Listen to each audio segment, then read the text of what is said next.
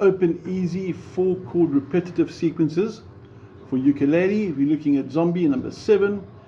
Should sound something like this.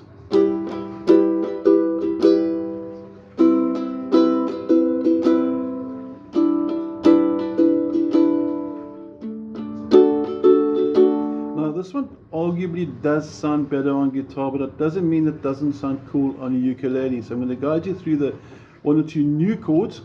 Obviously E minor isn't, that's just 1, 2 and 3. But the C major 7, that's a chord we haven't used too often. C is normally there. You can use a second finger or third finger. I'm not too fussy for C. But C major 7 is in the 2nd fret. This is C major 7. Okay. The G6. Now this is the normal G. This is G major 7. This is G7, and then eventually you get G6, which is fingers 2 and 3, or you can use fingers 1 and 2, whichever you prefer. The 3rd string, 1st string, 2nd fret, or this way. Whichever G6 works is good for you. And then D with the F sharp. Now on a guitar you've got 6 strings, so you've got much more thicker strings down here which will give you the F sharp. So you're going to have to sacrifice this one a bit over here, but a normal D is still going to sound really cool.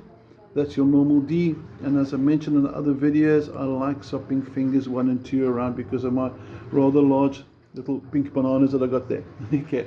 Now on the rhythm, the reason why I wanted to include this is because it's got a cool, different rhythm. It's going to sound like this.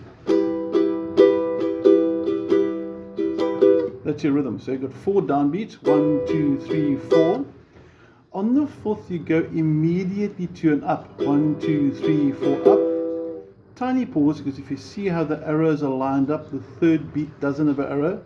And after the 3rd beat, up, down, nothing on the 4, and you finish with a up, down, up. So super slow, 3 and 4 and...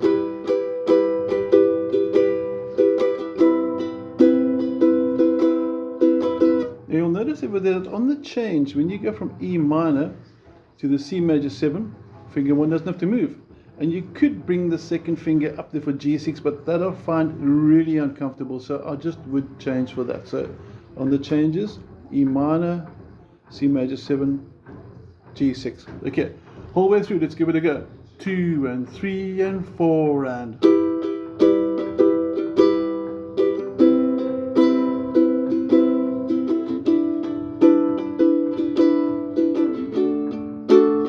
and again.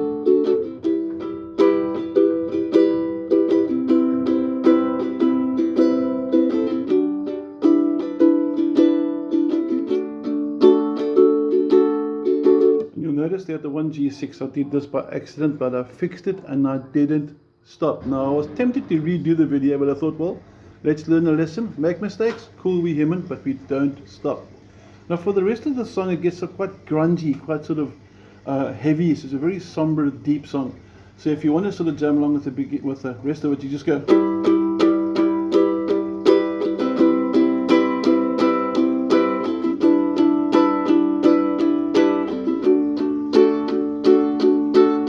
That will take you close enough to get a ukulele to play Zombie. Any questions, let me know. Otherwise, have a wonderful day. Cheers for now.